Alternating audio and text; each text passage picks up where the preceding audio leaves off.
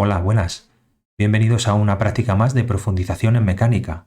En esta práctica de hoy también vamos a utilizar el software de simulación física Algodoo.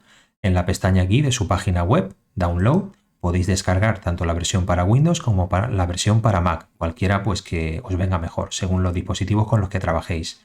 Utilizaremos también el programa de captura de vídeo y de audio OBS Studio para grabar el vídeo de lo que estáis haciendo en el ordenador, demostrando que sabéis utilizar la interfaz del simulador. Y también podemos utilizar mi página web Tecnoare, donde hablaremos pues un poquito a nivel teórico de los mecanismos que vamos a trabajar en esta práctica. Bueno, pues una vez que tenemos instalado el software de simulación, Algodoo, abriríamos el programa y esta es la escena que debemos diseñar. Vamos a trabajar en este caso con un sistema de transmisión de movimiento. ¿Por qué es un sistema de transmisión? Pues porque nosotros producimos el movimiento en un punto A y queremos transmitir ese movimiento en un punto B. En este caso, y estos sistemas que estáis viendo aquí, mediante engranajes o ruedas dentadas, no transforman el movimiento, es decir, no hay una conversión de movimiento circular a movimiento lineal o viceversa. Los movimientos tanto en la rueda conducida como en la rueda motriz son del mismo tipo, en este caso circulares. Luego es un mecanismo de transmisión, pero no un mecanismo de transformación de movimiento. Vamos a mi página web un momento y vamos a ver también qué son estos tipos de sistemas. Pues bueno, sistemas mediante engranajes. En los engranajes, como decía, va a haber una rueda dentada, que es simplemente una rueda en la que en la periferia se han mecanizado una serie de dientes. Si nosotros ponemos en contacto otra rueda que sea ya sea de mayor o menor tamaño, pero con unos dientes también compatibles con la rueda anterior, nosotros podremos transmitir el movimiento entre una y otra. ¿Dónde se produce el movimiento? Donde está el motor, donde está la acción motriz. A esa rueda la vamos a llamar rueda motriz o rueda motora. Y la rueda que conduce, que es donde es conducido el movimiento, que es arrastrada, se llama rueda conducida o rueda resistente. La relación de transmisión que tenéis aquí es una expresión que nos dice, de alguna forma, la variación de velocidad o de fuerza que tenemos entre la rueda conducida y la rueda motriz. ¿Por qué? Porque en estos sistemas las ruedas grandes van a ser más lentas, pero van a poder mover mayor fuerza, mayor carga. Sin embargo, las ruedas pequeñitas son mucho más rápidas, pero pueden levantar o pueden mover menor carga. Pues la relación de transmisión que tenéis aquí, esta expresión, pues digamos que nos dice cuánto varía la velocidad o la fuerza entre la rueda conducida y la rueda motriz, según lo que nos interese en cada situación.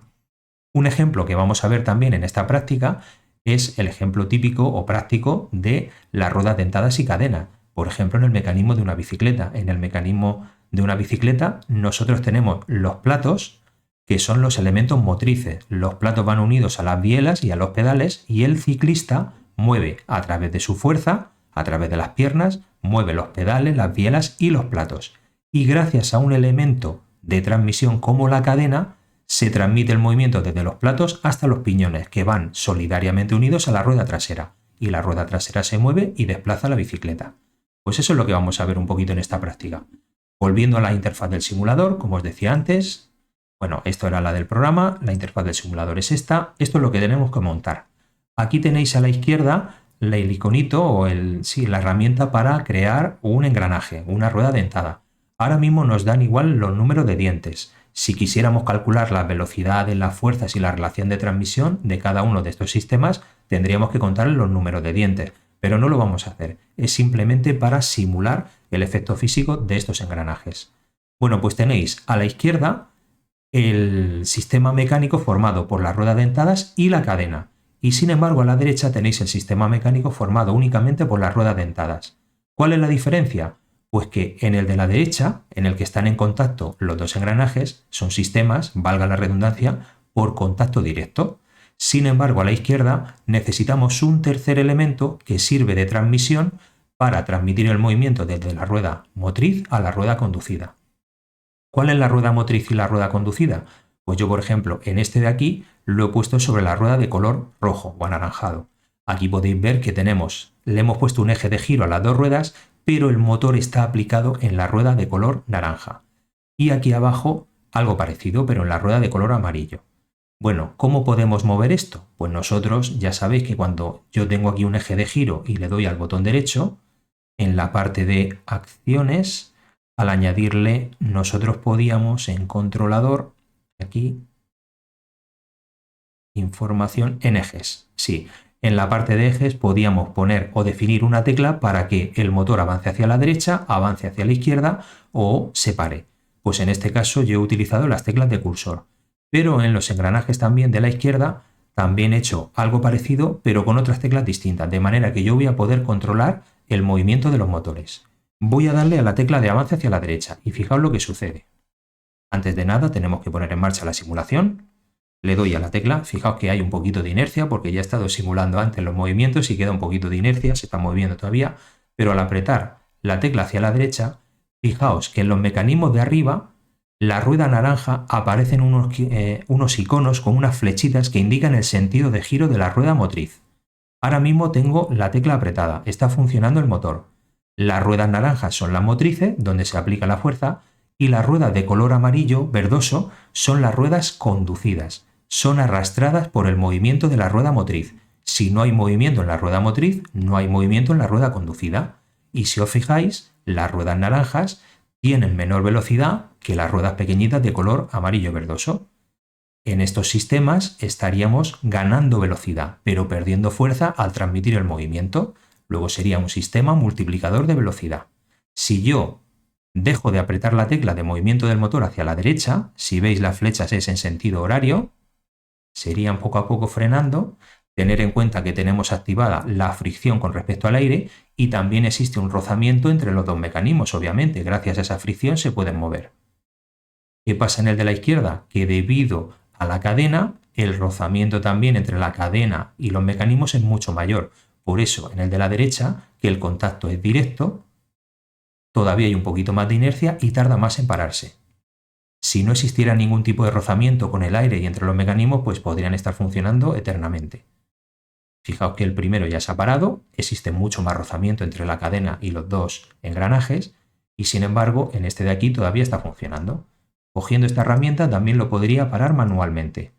Ahora lo tengo totalmente inmovilizado, pero puedo moverlo también de forma manual. Fijaos, yo puedo coger arrastrando con la mano y voy moviendo la rueda motriz, la naranja.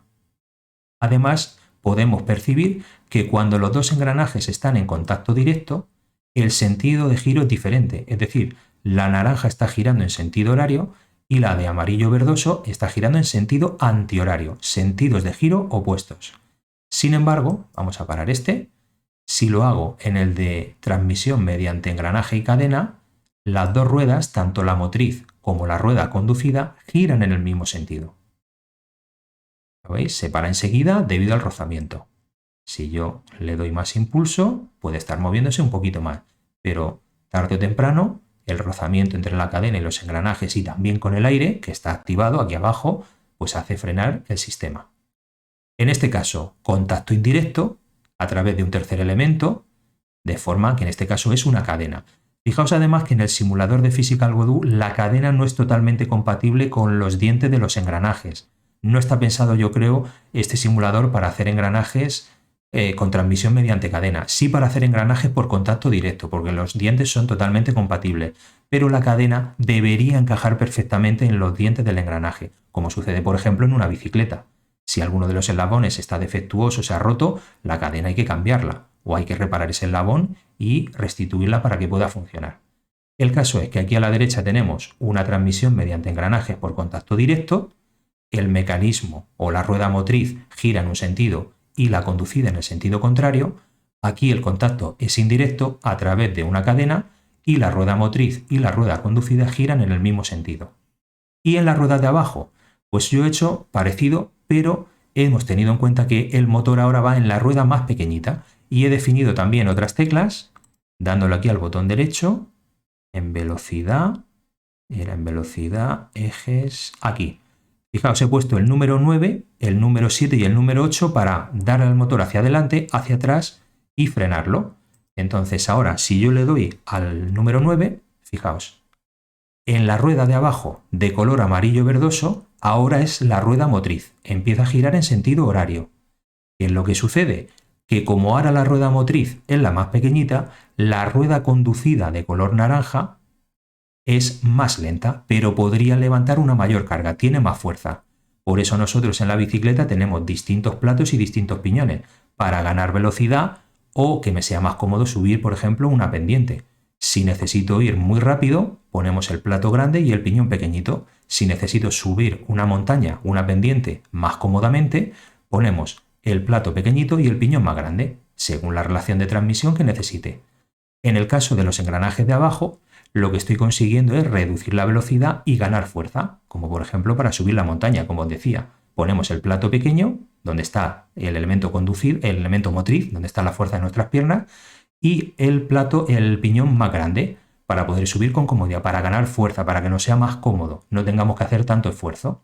Fijaos que en el momento que dejo de apretar la tecla del motor, ya empezará a pararse y simplemente la inercia hace que se sigan moviendo, pero el rozamiento está actuando en contra del movimiento y hará que el mecanismo se pare tarde o temprano.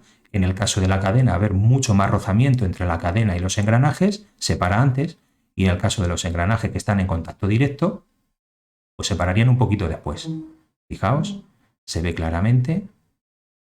La rueda pequeñita va a girar más rápido, tarda menos tiempo en dar una vuelta completa, una revolución completa. La rueda grande va a tardar más, pero por contra va a tener más fuerza para levantar una carga.